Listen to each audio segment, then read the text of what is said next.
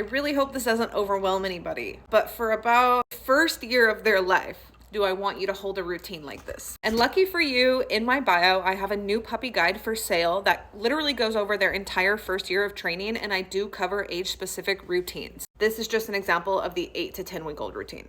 And for those who are on a puppy maternity leave, by the way, I love that term, or if you're thinking about taking one, the best way to format or frame this is taking off like the first few days, at least 3 days a week, even better. And while you're home, you need to be practicing that puppy being alone, very short increments of time while you're home. So then when you do go back to work, they have like a little bit of practice under their belt.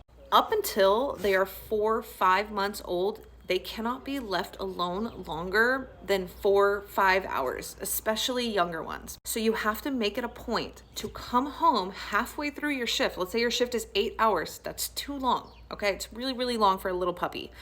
You need to come home halfway through that, or have a neighbor, a family friend, anybody, somebody from Rover check in on that puppy and run through a puppy routine. Highly recommend getting a pet camera. The PetCube camera is my favorite. This is what I use inside my house because it literally gives you alerts if they're barking, moving. I mean, even for cats. In the guide that I was mentioning earlier, I have the playpen set up. This is just one example of how I want the whole thing to look. And then of course you have the camera facing in on this. Now, if you have more specific questions, I do offer a one-on-one FaceTime. You can call me instantly.